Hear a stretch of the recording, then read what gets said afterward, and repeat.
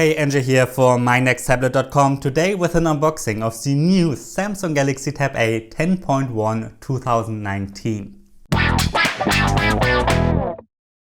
Alright, the new Samsung Galaxy Tab A 10.1 2019 is finally available in Germany, and it starts at 210 euros and should cost around $200 in the United States and Asia and so on once it's released there. I think the only place where you can get it right now is in Europe, but I'm sure Samsung will release it worldwide. That's what they usually do with their Galaxy Tab A tablets.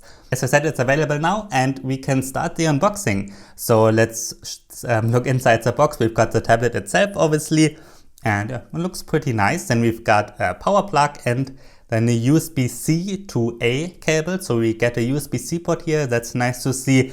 Then we get a micro SD card eject tool. And I'm sure you can also exchange your SIM card with it once you get the LTE version. And then we've got a quick start guide and the warranty cards and so on. And yeah, now we can take a look at the tablet itself. It's a quite exciting tablet because the previous Galaxy Tab A 10.1 2016 has been sold from 2016 until now. On Amazon Germany, it's still a popular tablet, even though it is that old. And one reason for that is that Samsung continued to update that one. It was released with Android 5, I believe. Then it got, or maybe it was Android 6. However, it got Android 7 and Android 8. And who knows, maybe it will even get Android Pie. So for such a lower middle class tablet, there are quite a lot of updates.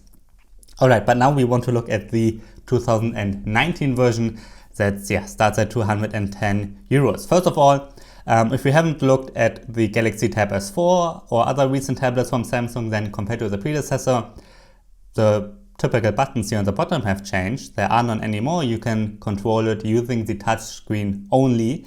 That also means that there's no fingerprint scanner. The predecessor didn't have one, but still, I always like to have a fingerprint scanner or maybe even Face ID or something. This one, however, does not at all. You can only unlock it with your password or a pattern or something. So no home button anymore, no back. You can use it either with a navigation bar or I have it set to some gestures here right now. Let's take a look at the design first. The predecessor was made out of plastic completely. However, now we've got a nice metal body here. It's really mostly metal. We've got a small plastic bar here on the top, but it is mostly metal. The bezels are made out of metal as well. And yeah, because of that, it looks a bit higher end. It feels a bit higher end because it's a mostly metal body. That's certainly nice to see. It's 7.5 millimeters thick or thin and weighs around 460 grams, which is not too bad for a 10-inch tablet. Let's go around it a bit. On the back here, we've got an 8 megapixel camera. There's Samsung logo over there. On the side, we've got a power button, volume rocker, and a micro SD card slot. It's always nice to have the possibility to expand the storage. On the bottom, we've got 2 speakers and a USB-C port. In the middle, it's USB-C 2.0. On this side, we have nothing at all. And then we've got a headphone jack on the top. It's nice to see too, because some tablets from Huawei and Apple don't have one. Alright, here we've got a 5 megapixel front-facing camera, and then we've got the 10.1 inch screen. And it seems to be an IPS screen. Samsung does not say it in any of their press materials. However, the viewing angles are very good. Nothing to complain there. So I'm pretty sure it's an IPS screen. It certainly has a full HD resolution with 1920 by 1200. So the screen is nice and sharp. Obviously, your phone will have a higher pixel density, but I always think that full HD on 10 inches is totally fine. It's fully laminated, and that's a difference compared to the predecessor. That one had a little air gap between the touch layer and the IPS screen below, and that's something we see with the standard iPad, for example, too. However, in this case, the screen is fully laminated. There's no annoying air gap or anything, so it's a nice laminated screen. Colors and contrast, as far as I've seen so far, look pretty nice. I already had it in direct sun yesterday, and if you put it to its brightest, you can barely see anything. I mean, it's usable, but not like awesome usable. You will probably see the Super AMOLED screen of the Galaxy Tab S4 or the iPad Pro screen. They will work much better outside, but this is a 210 euro tablet, so yeah, it's good that it's at least a little bit usable. But for inside, the brightness is yeah, pretty good. Let's take a look inside the tablet. And Samsung is shipping it with an Exynos 7904 octa-core processor. And together with that, we get 2 GB of RAM and a 32 GB internal storage. If you first look at it, those specs don't sound that impressive. However, I did run a Geekbench and Antutu benchmark already, and as you can see in my comparison chart here, especially the Antutu result is very impressive. The Galaxy Tab A 10.1 2019 is faster than the Huawei MediaPad M5 Lite 10, faster than the Lenovo Tab P10, and faster than the Samsung Galaxy Tab A 10.5 that was released about half a year ago and originally cost over $300, over 300 euros. So the benchmark results are pretty good. And I already played PUBG Mobile, as you can see right here.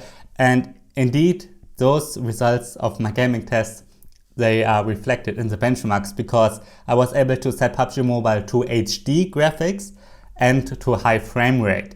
With the other 3 tablets I mentioned from Huawei, Lenovo and Samsung that cost around 300 euros, $300, with those you can play PUBG Mobile with balanced settings only. So the graphics settings are indeed a bit better on the new Galaxy Tab A 10.1 here. And that's nice to see. However, you will still see some minor stuttering in between when playing at HD settings. Most of the time everything runs fine, but sometimes you will see like small hiccups. However, it might be a problem of PUBG Mobile in general. Alright, I had this tablet for around 24 hours already, and I surfed the web on Chrome a bit and with YouTube and so on, and that works fine. It should be totally fine, the performance for standard tasks. I mean, that's what the benchmarks show too, and yeah, the hardware is just good enough for standard web browsing, for watching some YouTube, Netflix and so on.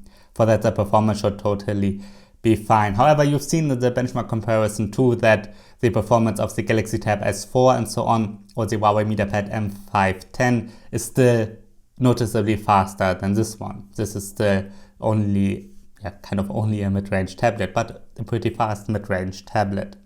If you want, you can get it with LTE or 4G. I think I've mentioned that already. And I think now it's time to check out the software. It is the first tablet to ship with Android 9 Pie.